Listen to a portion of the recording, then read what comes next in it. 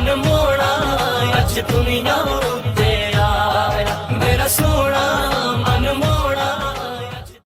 So guys, good morning. তোমরা সবাই কেমন আছো? আশা করি সবাই ভালো আছো এবং নিজের নিজের জীবনে ব্যস্ত আছো। তোমাদের ভাই আলম আজকে নতুন একটা ব্লগ ভিডিও নিয়ে তোমাদের সামনে হাজির হয়ে গেছে। আজকে আমরা যাচ্ছি একটা ভালো জায়গায়, একটা পবিত্র স্থানে। সেখানে আমরা কী করে যাচ্ছি এবং কে কে যাচ্ছি সব কিছু থাকবে এই ভিডিওর মধ্যে, তাই ভিডিওটা শেষ পর্যন্ত দেখো এবং ভিডিওটার মজা নাও। আজকে আমরা আমাদের যাত্রাপথ রাজগঞ্জ বাজার, অর্থাৎ আমাদের বাড়ি থেকে শুরু করলাম। আমরা প্রথমে রাজগঞ্জ থেকে বেরিয়ে এসে ফাটাপুকুরে জিও পেট্রোলিয়ামের তেল ভরে ফাটাপুকুর ট্রাফিক ক্রসিং করে এখন আছি আমরা বেলাগোবা রেলগেটে। আজকে আমাদের ভাগ্যটা এতটাই ভালো যে বেলাগোবা রেলগেটে কোনো রকম ট্রাফিকের সমস্যা ছিল না এবং রেলগেট সম্পূর্ণ খোলা ছিল, তাই আমরা খুব সহজেই এই রেলগেট পেরিয়ে যেতে পারলাম। নয়তো দিনের অর্ধেকটা সময় এখানে আমাদের কেটে যেত, আমাদের গন্তব্যস্থলে পৌঁছানো হতো না। সেই বেলাগোবা রেলগেট পার করে এখন আছি আমরা পারমুন্ডা মোড়ে, যেটা গাজলডোবা থেকে 10 কিলোমিটার আগে পড়ে এবং এই জায়গাটা দেখতে খুব ভালো লাগে। এখন আমরা এই গাজলডোবা রোড ধরে এখন পৌঁছাবো আমরা গাজলডোবা, এবং গাজলডোবা যাওয়ার পরেই আমরা সেখানেই আমার ভিডিও ইন্ট্রোটা দিয়ে দেবো। আর গাজলডোবা তোমরা সবাই জানো যে গাজলডোবা এর মধ্যেই কিন্তু নতুন একটা ব্রিজ উদ্বোধন করেছে, ঝুলন্ত সেতু নাম। আর সেই ব্রিজটাই বর্তমানে আমরা যেখানটায় আছি পাশেই দেখতে পাচ্ছ যে ব্রিজটা আছে। ব্রিজটা আমি ভিডিওটা দেখাতে পারলাম না, আমি হয়তো পরে দেখিয়ে দেবো, সমস্যা নেই। Good morning, good morning, good morning. এখন আছি আমরা গাজলডোবায়। তো আমরা আজকে যাচ্ছি একটা ভালো জায়গায় যাচ্ছি। তো দেখতে পাচ্ছ আমি পাঞ্জাবি পরছি, আর যেহেতু আজকে ঠান্ডা তার উপরে একটা সোয়েটার পরছি। তো আজকে আমরা যাচ্ছি কাঠামবাড়ি, যেটা পাগলা বাবার মাজার শরীফ নামে খ্যাত। তো আজকে আর কালকে দুদিন হবে সেখানে, তো সেখানে যাচ্ছি। তো গাজলডোবার উপর দিয়ে আমাদের যেতে লাগবে। গাজলডোবা থেকে কাঠামবাড়ির দূরত্ব প্রায় 10 কিলোমিটার। তো সেখানে যাব। তো গাজলডোবা সেখানে যাওয়ার আগে গাজলডোবা একটু থামলাম এখানকার যে নতুন ব্রিজটা আছে সেটা ব্রিজটা দেখার জন্য। তো এখানে পিছনে থাকবো না, এখান থেকে এখন ডাইরেক্ট যাবো আমরা কাঠামবাড়ি মাজার শরীফে। এবং আসার সময় আমি কোনো ভয়েস দিতে পারিনি, কেননা আমি নতুন ব্লগিং স্টার্ট করেছি এবং এখনও পর্যন্ত আমার কোনো মাইক নেওয়া হয়নি, আমার মাইক নেওয়া হয়নি। যার ফলে আমি যদি ভয়েসটা নিচ্ছি তো সেই ভয়েসটা মানে শোনা যাচ্ছে না, গাড়ির যে শব্দের জন্য সেটা শোনা যাচ্ছে না। তো সেটার জন্য নিতে পারিনি। তো ভাবলাম যে এখানে দ্বারা একটু ইন্ট্রোটা দিয়ে দিই। আর আমার নাম হচ্ছে আলমগীর মোহাম্মদ এবং আমার সাথে আছে রেজাউল। আজকে আমরা দুজনে যাচ্ছি কাঠামবাড়ি। তো ওখানে যাই, দেখা হচ্ছে।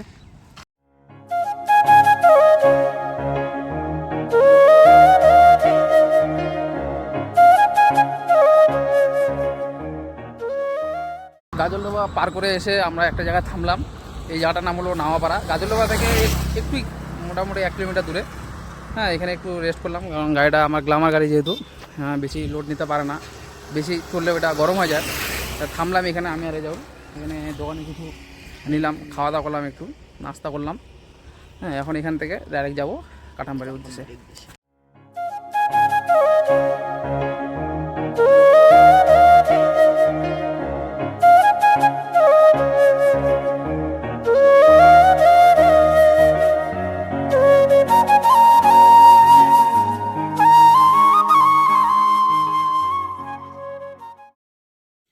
গল্প শুনতে শুনতে এবং প্রকৃতির মজা নিতে নিতে আমরা অবশেষে চলে আসলাম কাঠামবাড়ি বাজারে। এবং এই কাঠামবাড়ি বাজারে থেকেই সামান্য এগিয়ে গেলেই আমাদের সেই গন্তব্যস্থল কাঠামবাড়ি, যেটার জন্য আমরা এত দূর পথ পেয়ে আজ আমরা এখানে এসেছি। তো সামনেই দেখতে পাচ্ছ ওই যে লোকগুলো দেখতে পাচ্ছ, সেখানে যে ভিড়টা জমেছে সেখানেই মেলাটা বসেছে এবং সেখানেই মাজার শরীফটা। আমরা এখন আস্তে আস্তে সেখানে ঢুকবো এবং দেখব যে আসলে আজকে সেখানে কেমন মজা হচ্ছে এবং আমরা সেখানে কী কী দেখতে পাচ্ছি। তো আমরা কথা বলতে বলতে চলে এসেছি এই মাজার শরীফ। তোমরা দেখতেই পাচ্ছ যে এই কি সুন্দর একটা মাজার শরীফ এখানে, এবং আশেপাশে আজকে লোকজন জমছে। এবং মেলা আসার পর আমরা যেটা জানতে পারি যে আজকে মেলা না, মেলা কালকে বসবে এবং কালকেই এখানে সব কিছু দোয়া পাঠ সব কিছু কালকেই হবে। তো চলে এসেছি যেহেতু, চলো ঘোরা যাক। আমি আর রেজাউল এখানে আসলাম অজু করে তারপর এখানে যে মাজার শরীফ আছে সেখানে ঘুরবো।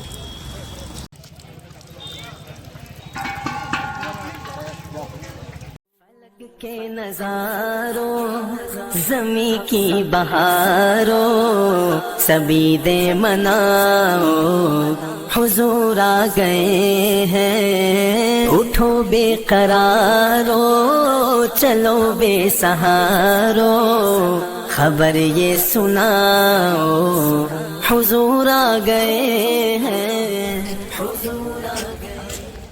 বেরোলাম, এখন যাচ্ছি সামনের দিকে মেলাগুলোতে ঘুরবো। এই দেখতে পাচ্ছি মানুষজন আস্তে আস্তে আস্তে আজকে এবং ডাক্তারবাবুরা আজকের আমাদের এই স্বাস্থ্য পরীক্ষা শিবিরে বিনামূল্যে থেকে বেরোয়। এখন যাচ্ছি, সামনে মেলা বসছে, এই মেলা ঘুরবো এখন আমরা সবাই মিলে। আমি যাবো মেলা ঘুরবো।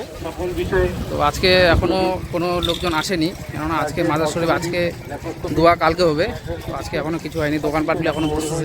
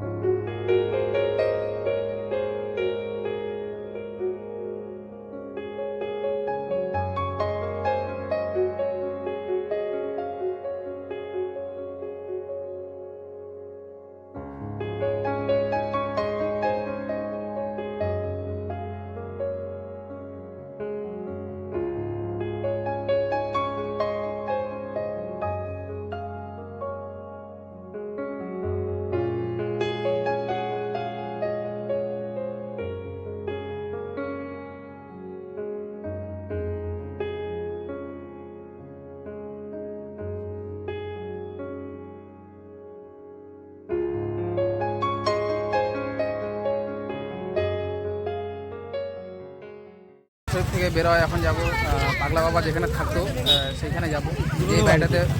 যে বাড়িতে পাগলা বাবা থাকতো আগে, সেখানে যাব আমি আর রেজাউল। পুরনো বাড়ি, তো এখন যাচ্ছি পাগলা বাবার সেই পুরনো বাড়িতে যেখানে পাগলা বাবা থাকতো।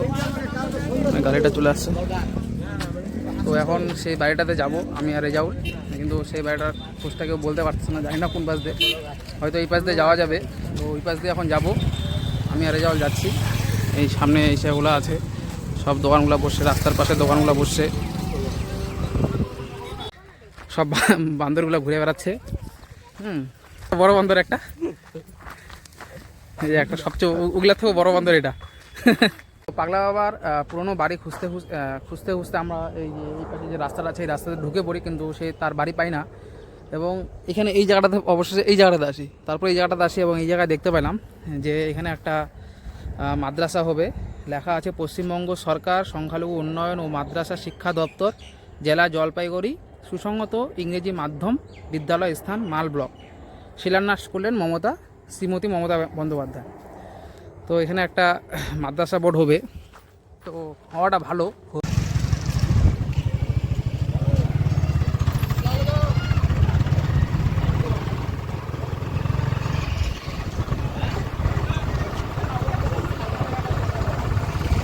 ঘন্টাখানেক থাকার পরে এখন পাগলা বাবার মাজার শরীফ থেকে বের হয়ে গেলাম, এখন চলে যাবো বাড়ি।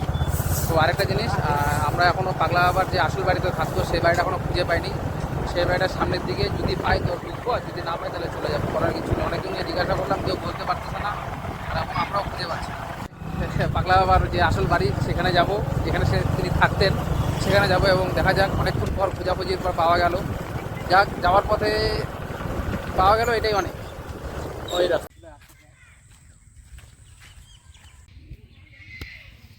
যে মাজার শরীফটা আছে সেটা পাগলা বাবার মাজার শরীফ না, পাগলা বাবার মাজার শরীফটা একটু ভিতরের দিকে। তো আমরা এখন সেখানে যাব। তো এই মাজার শরীফটা আমাদের ঘোরা হয়ে গেল, একদিকে ভালোই হইলো। চলো যাওয়া যাক। ওই যে কাকিমারা, পাশের বাড়ির যে কাকিমারা ছিল, তারা বললো যে এটা এখানে না, সামনের দিকে যেতে লাগবে। তো সামনে দিকে যাই, দেখি এখন কী হয়।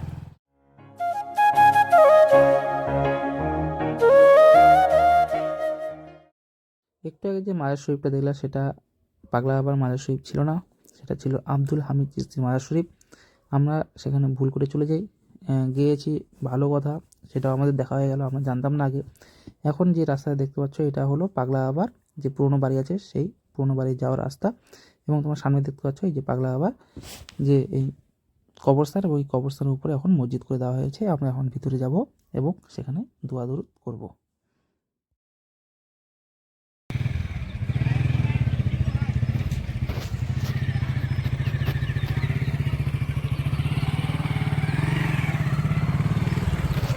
অবশেষে পাগলা বাবার মাজার শরীফে ভিতরে গেলাম এবং সেখানে দোয়া করলাম।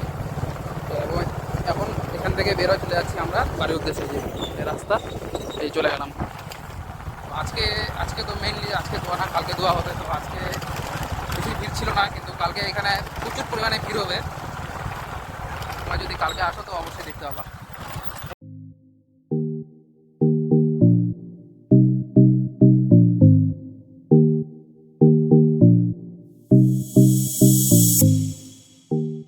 এখন আছি আমরা কাঠামবাড়ি বাজারে। তো এখানে এই দাদার ফাস্টফুড দোকানে খাইতে ঢুকলাম। এখন এখানে খাচ্ছি আমি, আর এই যাওয়ার খাচ্ছি মোমো, খাচ্ছি মোমোস। তো এই কাঠামবাড়ি মাদারীপুর থেকে বের হওয়ার পর কাঠামবাড়িতে আসলাম। এবং এখানে আসার পর কোনো দোকান পাচ্ছিলাম, পরে ওই দাদার দোকানে দেখলাম। হ্যাঁ, তো এখানে আসলাম, তারপরে মোমো খাইলাম। প্রথমে হাফ প্লেট করে মোমো খাইলাম, তারপরে চপ খাইলাম এবং বড়ি খাইলাম।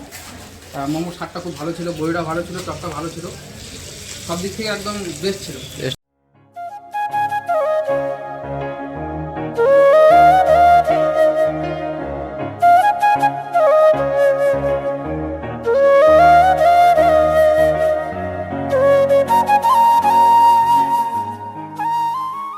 তো কাঠামবাড়ি থেকে ওখান থেকে তো বেরোয় গেছি, ওখানে খাওয়া দাওয়া, কাঠামবাড়ি বাজারে খাওয়া দাওয়ার পর বেরোয় চলে আসছি।